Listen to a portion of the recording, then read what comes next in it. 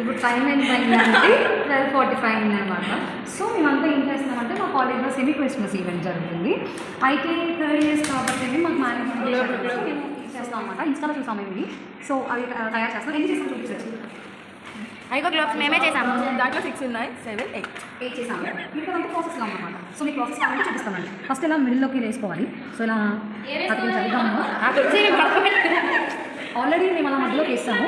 Next size చేసుకోవాలి. Size ఎలా అంటే ఇవ్వండి ఇక్కడ ఇలాగా వేసాక నెక్స్ట్ తీసుకోండి. ఇలా పెట్టాలి. అలా లేస్గా చేసుకోవాలన్నమాట. చేసిన తర్వాత అలా ట్రై చేసుకోవాలి. ట్రై చేసుకోవాలన్నమాట. సో నెక్స్ట్ నేను మా ఫ్రెండ్స్ ఇంట్రడ్యూస్ చేస్తానండి. అలాగే చేశాను. సో మన సెమీ క్రిస్మస్కి ఈమె శాంతా క్లాస్ వస్తారు. So she's Lavanya, she's very good girl and innocent అని అనుకుంటాను కాదు. She's Rachitha and she's Ragamai. పాప కష్టాజీవి. గిరిజా హాస్టల్ వెకేట్ చేశాక రాగమై ఒక వంటర్ అయిపోయింది అనమాట. తన డే స్కాలర్ మానస, మిస్ పొగరు. She's Madhavi, Soujanya and Honey's best friend Deepthi. తర్వాత అసలైన ఆమె చూపిస్తారండి. షీజ్ దివ్య శ్రావణి. నేను ఏం చేసిద్దంటే కాలేజ్కి రాదు. పొరపాటున తను వచ్చిన రోజు కనుక మనం మానేసాం అనుకోండి, నువ్వు కాలేజ్కి లీవ్ పెడతాను అని అనమాట. So she's Harshini, she's one of the cutest girl అని సృజన మనసులో అనుకుంది. కానీ సృజన తిని పబ్లిశ్రీ. She's day scholar. Harshini hi చెప్పు మా ప్రేక్షకులకి. హాయ్ చెప్పు సృజన. కానీ సృజన భవ్య ఏం రాస్తున్నారని మీరు కంగారు పడతాను కదా. సో మా మేడం ఏం చెప్పారంటే 15 కల్లా రిక్వైర్మెంట్ సబ్మిట్ చేయమన్నారు. కానీ అవి తప్ప రూల్స్ రాసుకున్నారు. సో పోటీగా రాసుకున్నారు. సో ఎందుకంటే లాస్ట్లో కేజీ చెప్పిన కొనుక్కోవచ్చు. సో హనీ చూపిస్తా చూడండి. హనీ పాపం ఇప్పుడు దాకా డ్యాన్స్ ప్రాక్టీస్ చేసి అలా అయిపోయిందనమాట. సో మా అందరికీ ఆకలి వేస్తుంది. బట్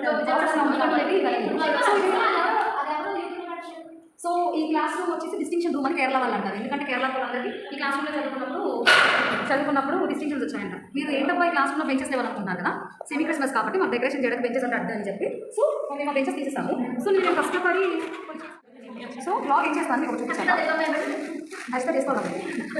సో వీటితో మీరు రోజు చేయాలన్నమాట. సో అది కంప్లీట్ అయ్యాక నేను రెస్టారెంట్ మీకు ఆయిల్ చేశాను. సో మీకు తర్వాత చూపిస్తాను after lunch. So next continue చేద్దాం.